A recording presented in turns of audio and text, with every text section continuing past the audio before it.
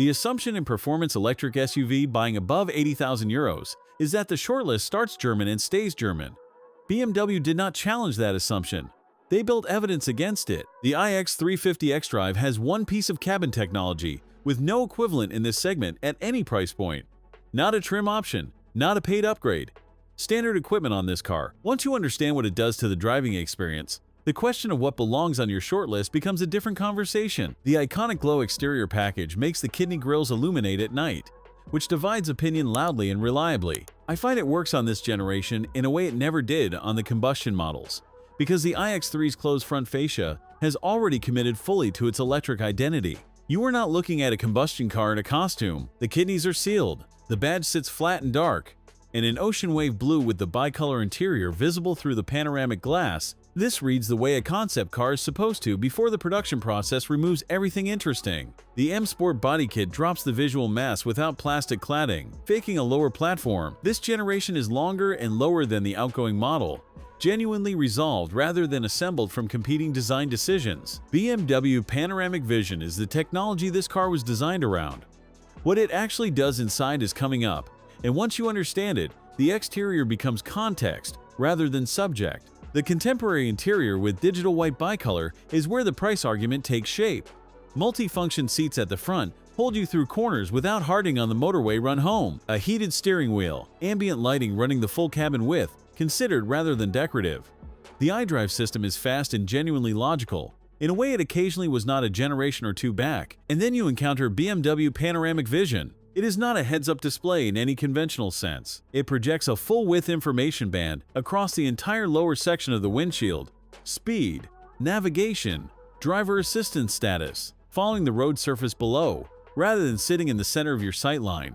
You drive with it active for the first 5 minutes and understand immediately why no specification can describe this accurately. It is the single feature in this interior with no equivalent anywhere in this segment at any price. The heat pump is standard on this specification. What that means for the range figure in February is the detail coming up, and it is the number most comparisons skip entirely. The lower dashboard is the one concession visible in this interior. Hard plastic finish below the transmission tunnel. You find it on day 1 and stop thinking about it by day 3. For everything BMW gave you above that line, it is a trade I would make. But I am not going to pretend it is not there. The boot carries around 500 liters with a flat load floor and cable storage built into the floor. Enough for a family's actual week without you needing to plan around the space. 462 horsepower delivered without announcement. You request it, and it is immediately, quietly, completely done. That is not fast in the way a combustion performance car is fast. It is simply immediate, which is a different thing and a better one on a daily commute. A fast charger handles 10 to 80% in approximately 21 minutes. Mixed driving real-world range sits around 430 kilometers, and it holds closer to that figure when the temperature drops because the heat pump comes standard. Not a cold climate option, not a paid package. Standard equipment. BMW included it because someone on that engineering team actually charges one of these in January.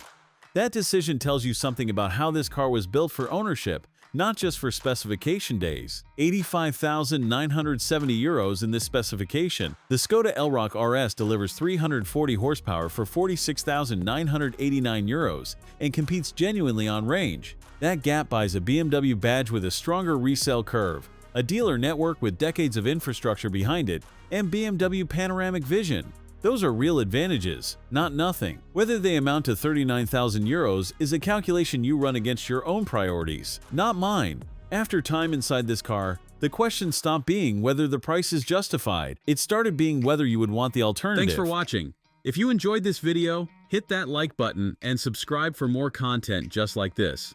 Leave a comment below with your thoughts or questions.